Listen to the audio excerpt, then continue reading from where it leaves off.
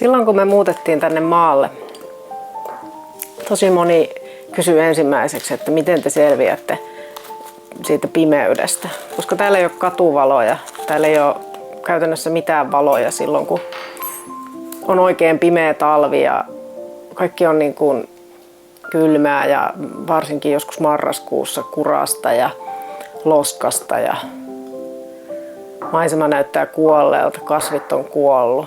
Silloin kun ei ole vielä lunta, niin on aika pimeätä ja tekisi mieli melkein kömpiä johonkin peiton alle se pimeimmän talven ajaksi ja herätä vasta sitten kun on kevät. Mutta mä olen yrittänyt nyt ihan tietoisesti suhtautua tähän pimeeseen talveen ja pimeyteen eri tavalla. Jotenkin nähdä siinä semmoista kauneutta, mitä kaikissa vuodenajoissa on. Jokaisessa ihan eri tavalla tietenkin. Kyllä musta tuntuu, että tämä on siis pitkälti asennekysymys. Totta kai on siis kaamosmasennusta ja kaikkea, mä en vähättele sitä lainkaan, mutta niin kuin monelle meistä auttaisi se, ja itseni mukaan lukien, että niin kuin alkaa vaan ajatella myönteisemmin asioista, jotka ensin näkemältä vaikuttaa harmailta. Ja siksi mä halusin nyt kertoa tässä muutaman vinkin, mikä on auttanut mua siihen, että on kaamos ja väsyttää ja koko maailma tuntuu harmaalta. Siinä harmaudessakin voi olla kauneutta, kun sen oppii näkemään. Toki hyvin erilaista kuin joskus kesäaikaa, mutta miten paljon sitä ilahtuu jostain muutamasta auringonsäteestä silloin, kun ne paistaa jonkun paksun pilven takaa semmoisena hentona talvisena pilkahduksena.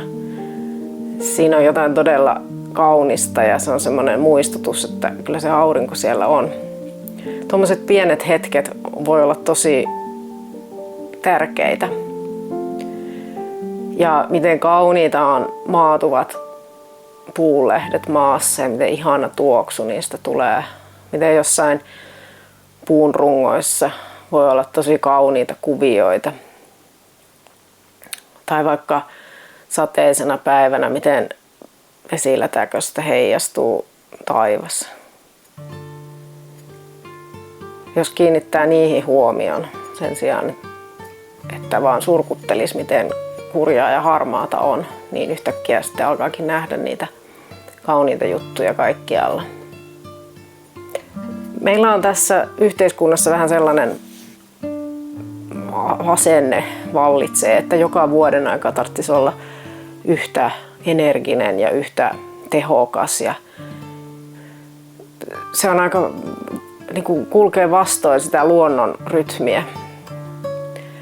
Että ehkä olisi ihan ok hyväksyä se, että marraskuussa väsyttää enemmän. Marraskuussa tekee mieli vaan olla sisällä ja ei välttämättä saa niin paljon aikaiseksi. Ja lisäksi se, että kesän jälkeen mulle ainakin on joskus ihan helpotus, että kaikki puutarhatyöt on ohi. Oli ne sitten ehtinyt tehdä tai ei, mutta sitten kun tulee pakkasia ja tietää, että ei enää niin kuin ehdikään tehdä niitä, niin se on vähän semmoinen, että nyt saa taas levätä ja nyt saa olla rauhassa ja ei tarvi koko ajan ehtiä niin paljon. Kerrankin on aikaa vaan olla sisällä ja kutoa ja lukea kirjoja, katsoa elokuvia. Ei ole pakko osallistua jokaiseen kesätapahtumaan tai olla aina jossain menossa. Parasta on, jos pystyy järjestämään sinne pimeeseen vuoden aikaan jotain kivaa, mitä odottaa. Tietysti matkat on aina ihania, mutta paljon vähemmälläkin mahdollista saada jotain semmoista iloa sinne arkeen. Tehdä vaikka leipoa jotain erityisen hyvää tai ostaa uutta teetä, joka maistuu taivaalliselta. Tai sitten lähteä käymään ihan vaan naapurikaupungissa ja viettää siellä yksi vapaapäivä. Nähdä jotain erilaista kuin yleensä. Niin musta aina tuntuu, että kun sen synkän syksyn katkaisee jollain sellaisella erityisellä tekemisellä, niin se tekee siitä paljon mukavamman. Ja sitten sellainen juttu, että näyttäisikö kynttilät miltään, jos ei olisi pimeätä. Että jos keskellä kesää polttelee kynttilöitä, niin kyllä niistä tulee aika erilainen fiilis kuin tälleen pimeässä, kun illat on pimeitä. Ja kaikki muut keinovalot, mitä voi tähän pimeyteen tuoda, niin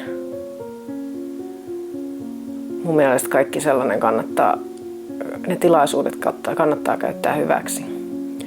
Tämä yksi on aivan mun tärkein juttu. Se on se, että jos vaan mahdollista, niin käydä ulkona päivällä. Yrittää saada edes vähän päivänvaloa, vaikka se päivä olisikin harmaa. Ja jos sattuu vielä aurinko paistamaan, niin mennä ulos just silloin, kun se paistaa, koska se voi kestää ehkä sen 2 minuuttia. Käydä katsomassa ne auringonsäteet, niin siitä saa jotenkin ihan mielettömästi energiaa. Ja liikunta on kaikissa muodoissaan tietenkin hyödyllistä. Ei pelkästään ulkona käveleminen tai juokseminen, vaan vaikka se olisi sitten sisätiloissa tapahtuvaa. Mutta kyllä mulla on se kokemus, että kun juoksee tuolla sateessa, semmoinen tihkusade poskilla ja rapa roiskuen, niin kun vaan juoksee, niin siinä ei se sade sitten enää haittaa eikä pimeys. Mutta mitä mieltä sä oot? Ootko samaa mieltä vai ootko eri mieltä? Jätä mulle kommentti ja kerro sun kokemuksista. Ja ihanaa, että olet löytänyt seuraamaan tätä mun kanavaa.